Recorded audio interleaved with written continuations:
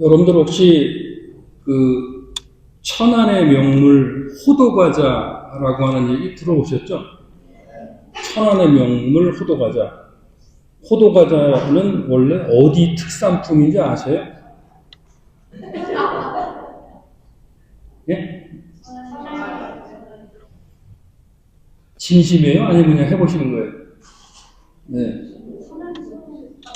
맞아요. 천안의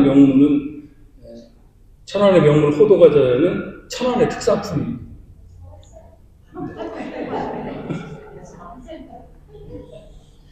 천안에 가면은 그 독립기념관이 있는 거 아세요? 천안에? 왜 천안에 독립기념관이 있습니까? 응? 유관순? 3.1절? 네.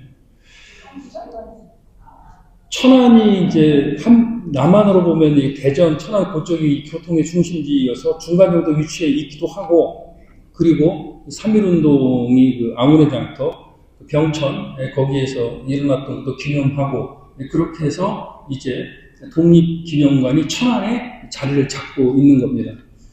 여러분들은 3.1절 노래를 그 노래의 가사와 곡을 한번 경청해서 들어보신 적 있으십니까? 3.1절 노래. 오늘 이 시간에 이번 주 토요일이 3.1절인데요. 3.1절 노래를 곡이 어떤 곡인지 한번 음미해 보시고 가사가 어떤 것인지 한번 들어보시기를 바랍니다.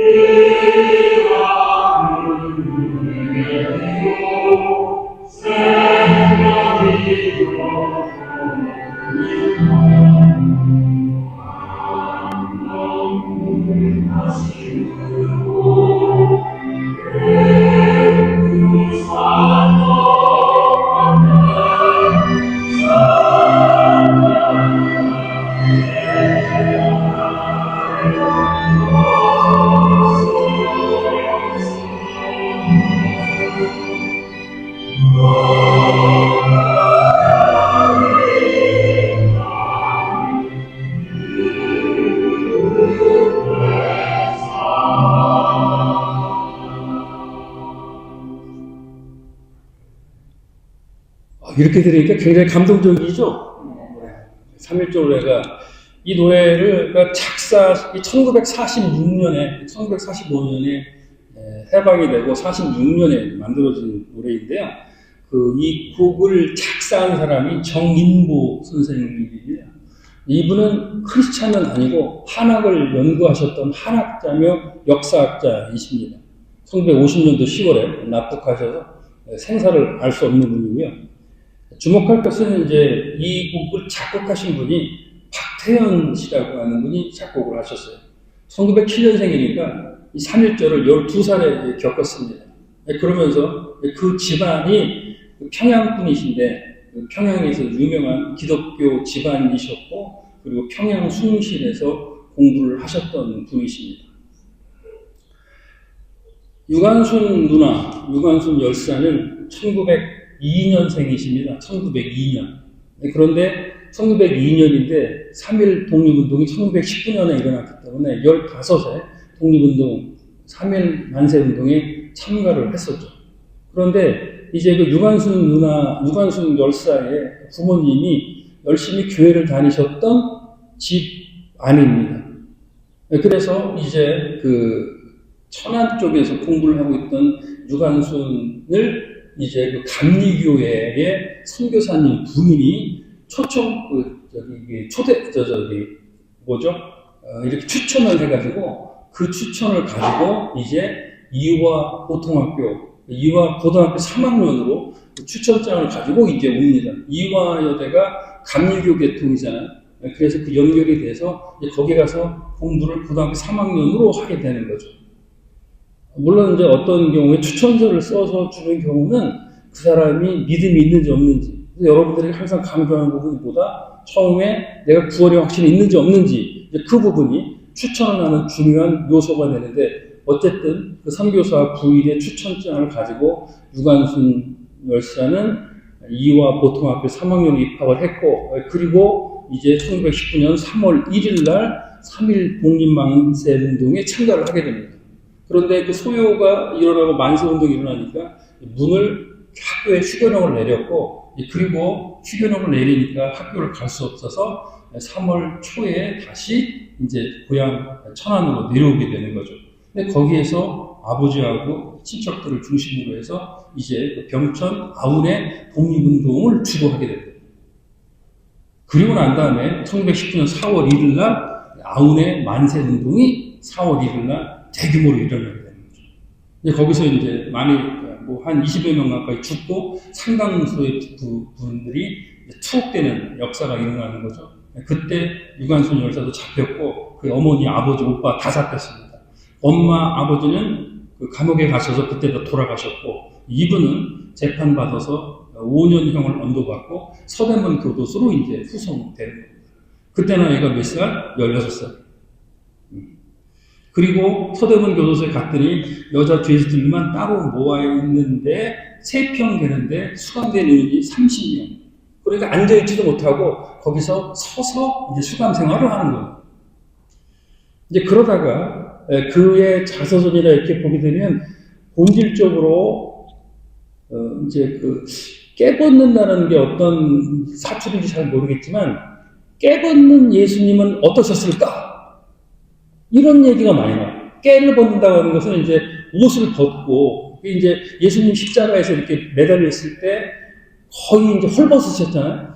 그런데 깨벗은 그 예수님은 이랬을 때 어떻게 하셨을까? 라는 이제 문제를 계속 이렇게 되풀이해서 질문을 하게 됩니다.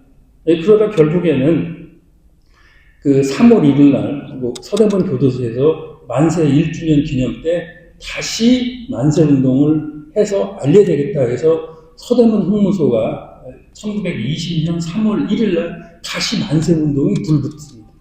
그래서 다시 이제 서울 장안으로 퍼져나가는 일이 됐고, 거기에 이제 배우자로 유관순 열사가 지목이 돼서 거기서 집중적으로 이제 감시를 받고 구타당하고 고문당하고 그러다가 결국에는 이제 그 영춘왕이 이방자 일본인이랑 결혼하면서 수감자들의 형량을 전부 다 50% 이상 절감을 해줬는데, 유관순 열사는 거기에 받아서 그 다음 날이면 이제 출소를 해야 되는데 엄청 맞아가지고 출감하기 전날 이렇게 거기서 순국하는 그런 일이 있었습니다.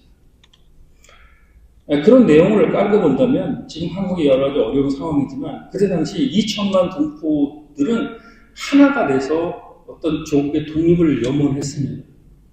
제가 오늘 요한복음 2장에 나오는 가나의 혼인잔치와 더불어서 3.1운동을 얘기하는 것은 그렇게 2천만 되는 동포 중에서 그때 당시에 크리스찬이라고 하는 분들은 1%도 채 안 됐다 그래요. 그러면 2천만 중에 1%면은 한 20만 정도밖에 안 되는 크리스찬들인데 독립운동에 가담한 숫자의 절반은 전부 다 크리스찬이었다. 그러면 그분들은 과연 어떤 본질적인 변화를 가졌기 때문에 일신의 그런 편안함도 있을 것이고 여러 가지가 있을 것인데도 불구하고 그렇게 조국 독립을 위해서 염원을 했는가? 결국은 성경에서 나오는 헐벗은 자, 굶주린 자, 그리고 모든 세상 속에 어려운 자들에게 고통에서 벗어날 수 있는 희망을 주겠다고 하는 그것이 바로 무엇이냐라면 본질의 변화인 것입니다. 세상 속에 있는 요소들을 그대로 가지고 있었다 하면 그 자기들이 일신의 편안함을 가질 수 있으면 되는 것이에요. 그러니까 3.1절 노래를 작곡한 이 박태현 작곡가의 형은 또 어떤 분이었냐면 예전에 한일합방이 될 때 이재명이라고 하는 열사가 이제 그 이완용을 칼로 이렇게 죽이는 저격 사건이 있었습니다. 근데 그때 자금 담당으로 해가지고 같이 그 운동에 동참했던 사람이에요. 그런데 그때 당시만 해도 그 이완용을 저격할 때 그 나이가 몇 살이냐? 23살, 22이고, 그 다음에 1909년도에 그 사건이 일어났고, 1910년도 8월에 한일합병이 됐고, 한일합병이 되면서 1910년 9월에 이재명 열사는 거기서 바로 사형 집행을 당한 이론이 있었다고. 그런데 그런 분들이 다 기독교에 연관이 있는 분들. 자, 그렇다면 이제 오늘 우리가 요한복음을 이제 공부를 쭉 해오면서 본질적인 변화라고 하는 것이 과연 무엇이냐라고 하는 것이에요. 이 가나 혼인잔치가 주는 여러 가지 것 중에서 가장 첫 번째 요소는 뭐냐면 어떤 물이 변하여 포도주가 됐다고 하는 본질적인 변화가 첫 번째고, 그 본질적인 변화가 있었던 그 다음 사람들은 필요한 부분이 뭐다? 그것을 간직하기 위해서 있어야 될 것이 바로 믿음이라고 하는 것까지 연결이 되는 겁니다. 우리가 이제 그 지난 그 시간에 보면 그 간사함이 없어야 된다라는 걸 배웠죠. 간사함이라고 하는 것은 뭐라 그랬죠? 어떤 믿기, 얘기를 하거나 마음속에서 뭘 하려고 해서 누구를 낚으려고 하고 누구를 공경에 빠뜨리려고 하는 것이 아니라 그런 거 없이 담백하고 깨끗하고 청결한 마음을 갖는 것이 크리스찬에게는 중요하고, 그것이 이루어지는 가운데서 예수님이 무화과 나무 아래에 있는 너를 보았다라고 하신 말씀은 무화과 나무는 구약 시대에는 평화를 상징하는 것이고, 그리고 신약 시대에서는 예수님께 묵상하고 기도하는 것을 얘기하는 것입니다. 요한복음이 영적인 책이라고 하는 것은 그런 것이 본질적인 변화와 영적인 연결이 되지 않으면 이 책을 읽어도 아무렇게 누구도 그것을 해석할 수가 없는 그런 부분으로 이어지고 있는 겁니다. 그래서 요한복음 1장의 서론이 이제 어느 정도 맞춰지면서 2장 1절부터 11절까지 가나 혼인잔치에 이제 그 사건으로 이어지는 겁니다. 2장 1절 말씀을 보겠습니다. 읽습니다. 시작. 사흘째 되던 날 갈릴리 가나에 혼례가 있어 예수 어머니도 거기 계시고, 1장에 보면 이튿날, next day 이게 3번 나오죠. 그리고 이제 사흘째라는 건 third day, 3일이라는 얘기죠. 그러니까 요한이 이제 처음에 태초에 말씀이 계시느라, 태초라고 하는 천지창조가 6일 만에 이루어졌고, 그리고 그것은 구약 시대에 일어난 처음의 시작이면 이제 뉴 테스트먼트, 신약이라고 하는 부분에서 예수 그리스도를 통한 새로운 세계가 열린다고 하는 것을 이제 이튿날, 그리고 사흘째 이렇게 하는 얘기를 사용해서 표식을 해 둔 것이에요. 그것이 이제 요한이 가지고 있는 어떤 창조에 대한 개념을 설명을 하고 있는 겁니다. 이제 혼례라고 하는 것은 이제 결혼인데, 근동 지방에 있어서 이제 혼례라고 하는 제도는 우리가 갖는 것과는 조금 틀립니다. 그러니까 이제 예를 들어서 결혼을 하기로 했다고 하면 이제 신랑이 신부 집에 가서 너는 이제 결혼하기로 했으니까 너하고 나는 부부야라고 하는 것이 이제 성경에서 말하는 것이 뭐냐면 정혼이라고 하는 것입니다. 정혼. 결혼을 했지만 같이 살지는 않는 거예요. 신부 집에 방문해서 이제 우리는 결혼을 한 부부야 라고까지 하고, 그리고 신부는 집에 있고 다시 신랑은 자기 집으로 돌아옵니다. 집에 와서 뭐 하죠? 신랑은 그 신부를 데려와서 살 거처를 만드는 거예요.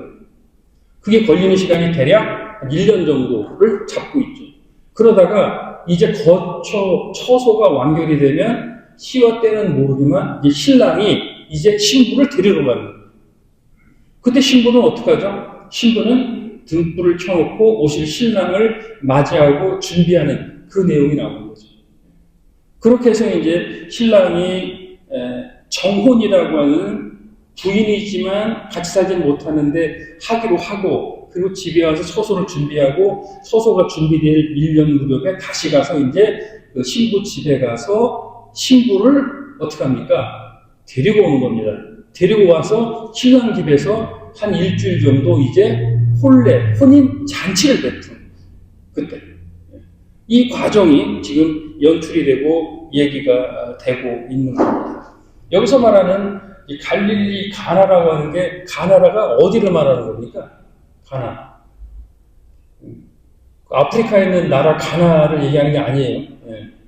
예수님이 그 아프리카 혼인제도 얘기하셨는데 이 가나는 갈릴리에 있는 조그만 어떤 마을인 것 같아요. 저도 가나는 못 봤는데 그 지금 그 앞전에 나온 나다니엘이라고 하는 사람이 그 갈릴리 가나 출신의 사람입니다. 이렇게 이제 그런데 혼례가 있었고 예수의 어머니도 먼저 와 계셨는지 거기에 계셨는지 계셨고 그리고 난 다음에 예수님이 제자들과 더불어서 그 결혼식장, 혼례식장에 나타나게 된 겁니다. 2장 3절의 말씀 보겠습니다. 읽습니다. 시작. 포도주가 떨어진지라 예수의 어머니가 예수에게 이르되 저들에게 포도주가 없다 하니 그 근동지방에서는 잔치를 할 때 특히 혼례 잔치를 할 때 이런 말이 있다 그래요. 신랑은 없어도 포도주는 없어서는 안 된다. 그만큼 중요한 의미를 갖고 있는 것이죠. 그런데 이제 여기서 본질적인 변화를 가기 위해서 필수적인 요소가 뭐다라고 하는 부분에 있어서 주목해야 될 게 뭐냐면 떨어진지라.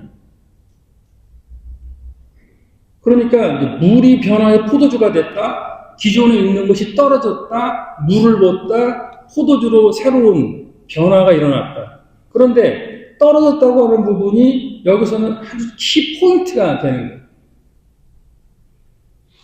여러분에게 있어서 떨어진 것은 이제 무엇인가라는 걸 찾아봐야 되는 거고, 예수 그리스도를 아직 구주와 주님으로 영접하지 않은 사람에게 있어서 중요한 떨어짐이 뭔가를 생각을 해봐야 돼요.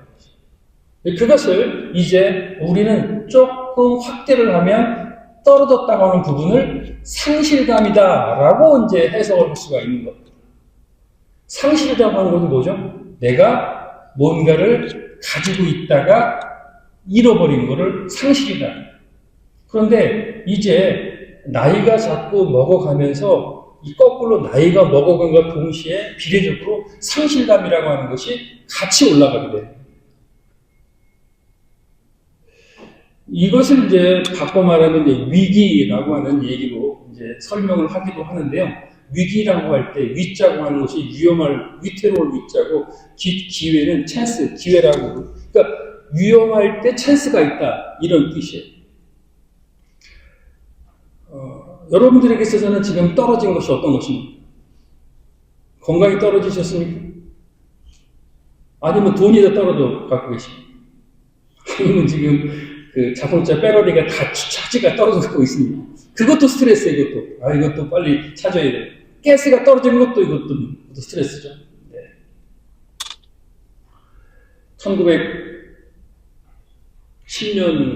1910년도에 영화 아저씨라는 영화가 있었어요. 원빈 나오고 김세론 나오고 혹시 보셨나요? 영화 얘기를 걱정 안 하려고 하는데 보신 분이 없어요. 보신 분. 봤다고 해서 정말 보셨느냐? 다 보셨겠죠. 아저씨라고. 네. 그게 이제 1910년도에 나온 영화인데 네?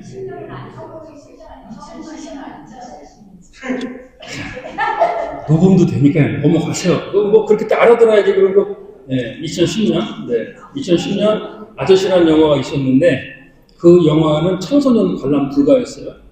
청소년 관람 불가인데 청소년 관람 불가에서 100만 명이 넘긴다는 것은 아주 흥행에 성공하는 겁니다. 그런데 이 아저씨라는 영화는 청소년 관람 불가인데 거의 650만 명이나 들어왔어요. 이게 어떤 의미가 있냐면 그냥 15살에서 다 오픈해가지고 이렇게 다 보는 거하고 청소년 관람 불가인데 100만 명이 넘어가는데 650만이 갔다. 이건 뭐냐면 거기 나온 사람들이 주인공으로 해서 광고 효과가 무척 크게 확대할 수 있는 그런 부분이 있기 때문에 그래요.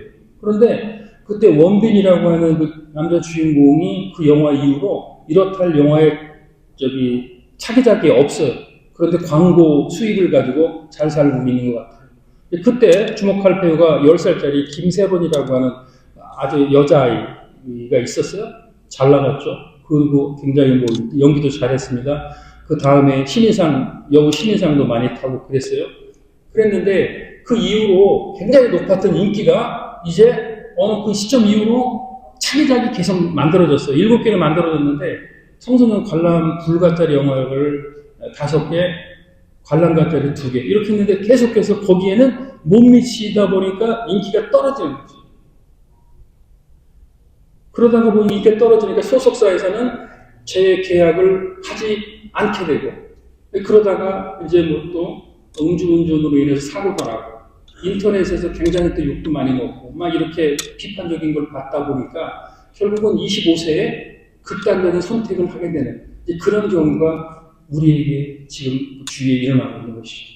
그런데 여기서 이제 중요한 것은 뭐냐면 결국은 떨어지고 끊어진 그 상실감이 이제 세상 속에서 있었던 것이라고 하는 것을 다시 본질의 변화를 통해서 영이 통해서 예수 그리스도를 구주하시는으로 영접을 해서 다시 한번 이제 회생하고 살아나는 소생의 길로 가는 것을 지금 성경에서는 말씀을 해주고 계시는 겁니다.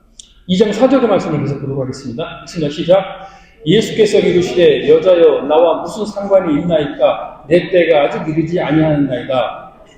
요때 이제 포도주가 딱 떨어졌을 때 먼저 와 있던 이제 예수님의 어머니가 얘기를 하는 거죠. 그러니까 예수님께서 뭐라고 그러냐면 여기서 이제 여자여라고 하는 그 말씀을 사용을 합니다.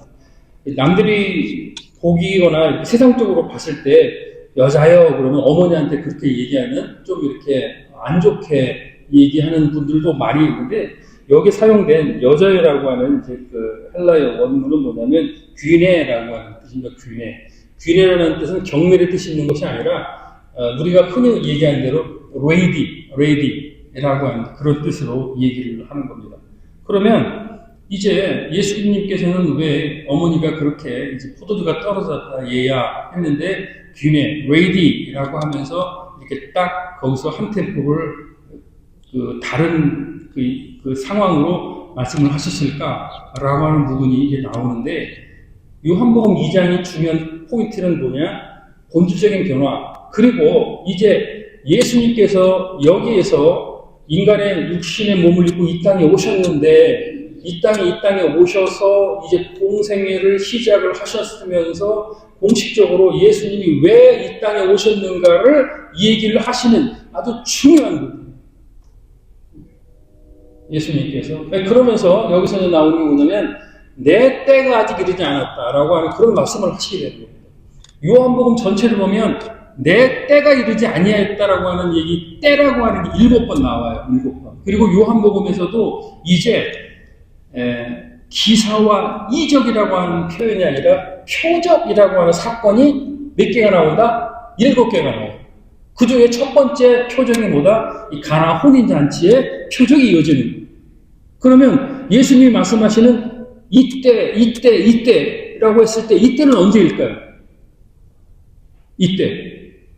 예수님이 내 때가 아니다라고 했을 때 이때는 바로 예수 그리스도가 우리의 죄를 위해서 십자가에 못 박혀 죽으시고 그리고 물과 피를 다 흘려주시고 부활 승천하셔서 우리의 처소를 예비하시는 그 사건이 시작되는 십자가 사건의 때를 얘기합니다. 그러니까 이제 육신으로서는 어머니라고 하는 부분으로 와서 있지만 예수님께서 오신 본질적인 의미는 뭐다? 죄와 사망의 굴레 속에서 죽어가는 만백성들에게 예수 그리스도의 복음을 전해서 내가 너희를 구원하겠다라고는 예수님의 때를 얘기하십니다. 이 때가. 그러면 이제 여기서 그 2장 5절의 말씀을 한번 보겠습니다. 읽습니다. 시작. 그의 어머니가 하인들에게 이르되 너희에게 무슨 말씀을 하시든지 그대로 하라 하니라. 예수님께서 레이디 내 때가 아닙니다라고 예수님이 그렇게 딱 말씀을 하셨는데 애지간하면은 이제 애지간한 우리 어머니들 같으면 뭐 이런 싸가지 없는 있나 한 대도 맞아야 된다 이렇게 했을 텐데 어머니는 거기에 아랑곳하지 않고 바로 그냥 얘는 원래 그런 애인가 보다라고 어머니가 하인들에게 이 예수가 무슨 말을 하든지 너희들은 그대로 행하라 라고 그렇게 말씀을 해주고 있습니다. 그러면 이제 이 마리아라고 하는 부분을 우리가 잠깐 살펴봐야 되는데요. 마리아는 어떤 분이에요? 마리아는 예수님 어머니신데 이제 정혼을 했단 말이에요. 같이 살지 않는데 성령으로 잉태를 했어. 예수 그리스도, 예수를. 그러면서 이제 누가복음 2장 34절로 35절 말씀을 한번 읽어보겠습니다. 읽습니다. 시작. 시므온이 그들에게 축복하고 그의 어머니 마리아에게 말하여 이르되 보라 이는 이스라엘 중 많은 사람을 패하거나 흥하게 하여 비방받는 표적이 되기 위해 세움을 받았고 35절 또 칼이 내 마음을 찌듯 하리니 이는 여러 사람의 마음의 생각을 드러내려 함이라 하더라. 그러니까 이걸 이제 그 마리아에게 한 말인데 마리아는 성령으로 잉태해서 예수를 가졌고 그리고 예수를 낳아서 이제 30세가 될 때까지 키웠는데 그의 마음속에는 항상 칼이 있다고 하는 것이. 칼이라고 하는 건 뭐죠? 고통이라는 고통. 그러니까 그 예수님을 하나님의 아들을 키우는 어머니가 갖는 그 고통스러움을 간직하고 있었기 때문에 그러나 이제 예수의 어머니 마리아가 수태고지를 받죠. 너는 성령으로 잉태를 하겠다라고 그렇게 수태고지를 받을 때 마리아는 왜 그 일이 나에게 일어납니까? 그러나 주의 뜻이 그러면 저는 순종하리이다 라고 그렇게 얘기를 했죠. 그러니까 이제 준비된 마리아가 그렇게 예수님께서 뭘 하시는가 보다라고 생각을 했지만 그것에 항상 인간적으로는 칼같이 고통이 있었지만 그래도 뭔가를 예수님이 최소한 선지자 이상은 될 거라고 하는 생각이 있었겠죠. 그러니까 다른 얘기 하지 말고 그대로 말씀을 따라라 라고 하는 그 얘기를 하고 계신 겁니다. 6절 말씀 보겠습니다. 읽습니다. 시작. 거기에 유대인의 정결예식에 따라 두세 통 드는 보라말이 6이 놓여있느니라. 여기서 이제 정결예식이라고 하는 부분이 중요한데 정결예식이라고 하는 거는 이제 그 쉽게 말하면 구약의 율법 의식을 얘기하는 겁니다. 이제 그런 구약의 율법 의식이 구약에서 이제 신약으로 넘어가는 것을 영적으로 설명을 해주고 있는 겁니다. 그리고 8절 보겠습니다. 시작.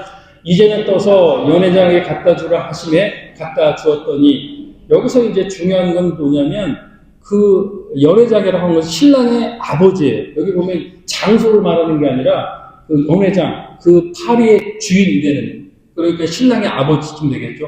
그렇게 세상적으로 분주하고 이러신 분들은 무슨 얘기다? 이런 본질적인 변화가 일어났고 그런 세메이 표적이 일어났는데도 불구하고 그것을 알지 못하는 그것을 말씀해 주고 있는 것입니다. 2장 11절 말씀 보겠습니다. 시작. 예수께서 이 첫 표적을 갈릴리 가나에서 행하여 그의 영광을 나타내시며 제자들이 그를 믿느니라. 그러니까 여기서 보면은 이제 표적이라고 하는 게 뭐다?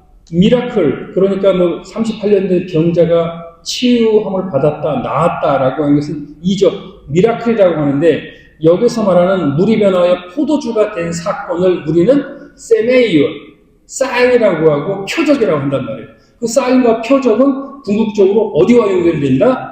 예수 그리스도의 때와 연결이 되어 있습니다. 이 때는 어디다? 예수 그리스도가 우리의 죄를 위하여 십자가에 못 박혀 죽은 사건의 때를 얘기하는 거지. 그리고 이것도 마찬가지로 본질적인 변화가 있으면서 필요한 것인데 본질적인 변화를 이루었다. 그러면 그 다음이 무엇이냐? 그러니까 그 전체적인 것을 잘 지켜보고 있던 제자들이 이제 등장을 하는데 제자들은 어떻게 나누냐? 가나에서 행하여 그의 영광을 나타내시며 제자들이 그를 믿으니라. 그러면 결국은 이제 우리가 요한복음 20장 31절의 말씀을 보도록 하겠습니다. 읽습니다. 시작. 오직 이것을 기록하면 너희로 예수께서 하나님의 아들 그리스도이심을 믿게 하려 하며 또 너희로 믿고 그 이름에 힘입어 생명을 얻게 하려 함이라. 이제 요한복음이 쓰여진 목적도 뭐다? 결국은 뭐다? 예수 그리스도를 믿고라고. 그러면 여러분들은 본질적인 변화를 통해서 예수 그리스도를 영접을 했으면 그 다음에 필요한 부분이 뭐예요? 예수 그리스도를 믿는 일입니다. 믿는다는 게 뭡니까? 복잡하게 생각할 것 없이 의지하는 데 의지한다. 세상적인 것 의지하는 게 아니라 예수 그리스도께 의지한다.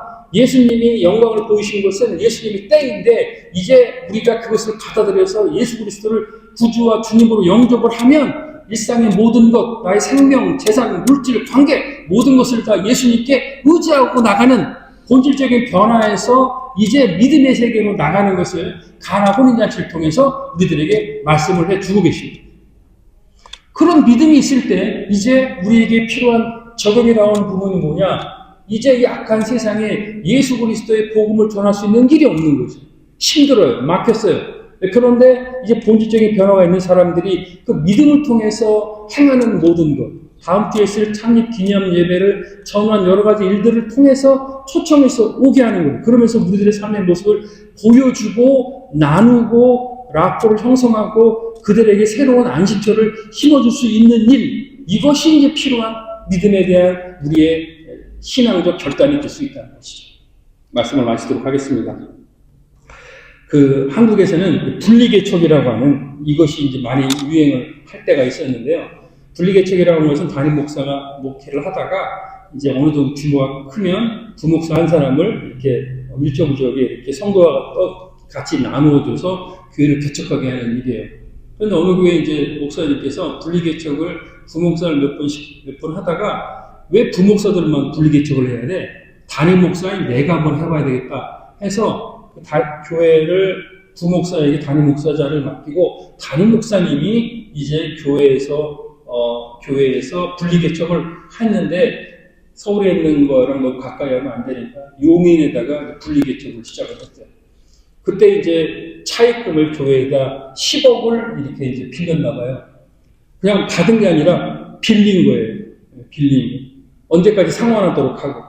그러고 난 다음에 그걸 가지고 용인에 가서 땅을 사고 건물은 지을 수 없으니까 컨테이너 갖다 놓고 교회를 시작을 했습니다. 그런데 하나님이 은혜를 주셔서 이렇게 교회가 잘 성장이 됐고, 그리고 용인 그쪽에 또 신혼부부들, 젊은 사람들이 많이 와가지고 교회가 이렇게 많이 성장이 됐대요. 더 이상 이제 그 가구물을 가지고 교회를 운영할 수 없어서, 그러면 우리가 산 땅값도 많이 오르고, 그리고 했으니 이 땅을 팔고 교회 새로운 성전을 짓자. 이렇게 이제 전체적인 의견이 나왔어요. 10억을 주고 산 땅이 팔려면 40억이 됐다는 거죠. 그래서 그렇게 하자고 해서 이제 그 운영위원회가 열렸는데, 운영위원회에서 어떤 결론을 가지고 왔냐면, 우리가 이제 그 10억을 빌렸기 때문에 10억은 원래 교회에다가 다시 줘야 되고 30억이 차익이 생겼는데, 이거는 교회를 짓는 때 성도의 헌금과 노력보다는 시세 차익에 따른 불로소득이다. 그러니까 이것을 가지고 교회를 짓는 것은 하나님이 원치 않으실 일인 것 같다. 운영위원회 결정이. 그래서 이제 그 30억은 우리가 교회를 짓는 데서 하는 것이 아니고, 교회는 우리가 다시 성도들이 어떤 기도와 헌신과 노력으로 이루어져야 되는 것이고, 이 30억은 어떻게 하겠다? 지역사회에 환원을 하자라고 해서 지역사회에 있는 사람들에게 환원을 시켰다.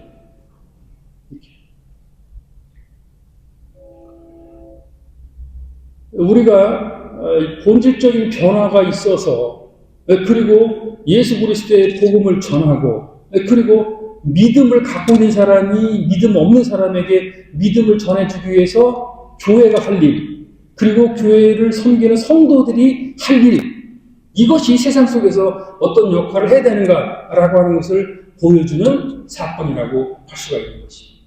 그 이후로 어떻게 됐는지는 더 이상 설명하지 않겠습니다.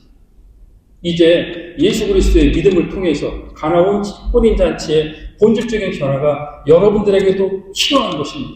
새봄에 필요한 것이고, 그리고 이제 오시는 분에게도 그것을 보여줄 수 있는 것이 필요한 것입니다. 그렇다면 결국에는 세상 것 의지하지 아니하고 우리가 예수 그리스도께 모든 것을 의지하고 나의 영혼까지도 의지하는 그때, 그것이 바로 요한복음 첫 번째 세메니온 표적이 주는 의미일 것입니다. 그 의미가 저와 여러분에게 늘 함께하기를 주님의 이름으로 축원드리겠습니다. 네.